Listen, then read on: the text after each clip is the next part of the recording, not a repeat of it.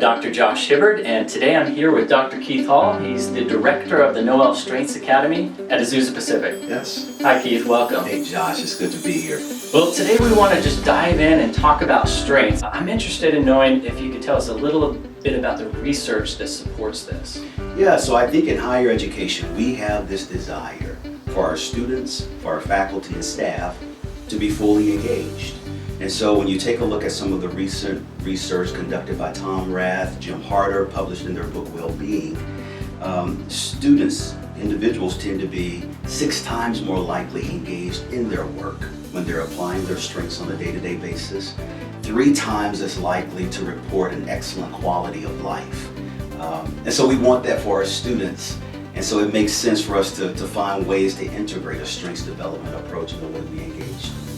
What's the practicalness of knowing your strengths, Yes. not just in college, but in life and Yeah. work and these other settings? Yeah, I love your question because it really bridges the gap between awareness and application. So how do students put their unique strengths constellation to work academically? So for students who have what we call like strategic thinking strengths, it's creating space and time to ruminate on concepts, to reflect on theory. Using that type of approach academically gives them an advantage.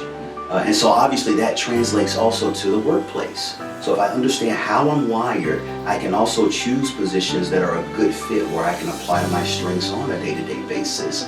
I like how you phrase this. It starts with understanding how you're wired internally. Yes. And Yes. then applying that Yes. to these different domains. Yeah. Like it's impossible for you to fully develop and apply what you don't know you have. And so like an image that I like to use is the image of a toolbox. So in my garage I have plenty of tools in my toolbox. I have no idea what they're called and I don't know how to use them. And so I think what our appeal to members of our learning community is to first, hey, name these resources that you have in your toolbox, but then find ways to use them so that you're thriving over the course of your academic journey. I love that metaphor. You could know the name of a hammer, you could know the name of a crescent wrench, but it's not enough. You have to know what it's used for. So Josh, you're exactly right. There's a lot of research to support exactly what you're sharing, that focusing on strengths awareness by itself doesn't translate to results, and actually it can promote a fixed mindset. And so we want students to understand that they have this heightened sense of capacity that fosters this growth mindset, that intelligence isn't static, that with work ethic, development, and commitment to applying their strengths, they can be successful in any context.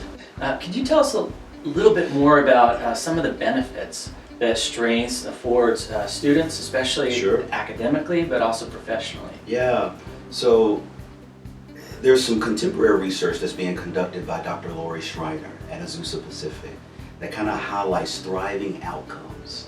And so strengths development serves as a pathway to those outcomes. So when you think about engaged learning, students feeling alive, feeling engaged in the classroom, moved by the content.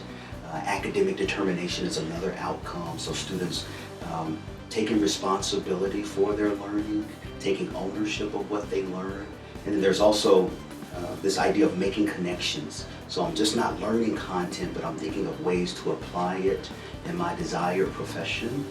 I don't know about you, Keith, but growing up I was taught to focus on my weaknesses Sure. and to develop those. Right.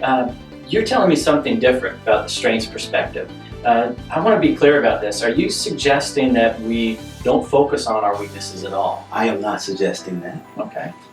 I think a person should be aware of their weaknesses, manage those weaknesses, but to achieve excellent results, it's highly unlikely that that's going to happen from a space of weakness because it's tied to our affective domain.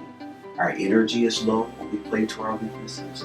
So what we're suggesting is for a person to identify their strengths, build on their strengths, and then find ways to employ their strengths to address areas of weakness. Every time I get together with you, Keith, I am motivated, I'm excited to begin working on applying my strengths in my own life, but also pulling them out of the people I work with so that they have the opportunity to live and work, Sure. breathe in their strengths. Sure, yeah, and that's the appeal that we extend to our learning community. Now that you have names for your internal resources, your strengths, find ways to integrate them into your day-to-day learning, your relationships, and even have some vision and think about ways that you're going to apply your strengths down the road in your desired profession. And so, yeah, this is an exciting time for our students.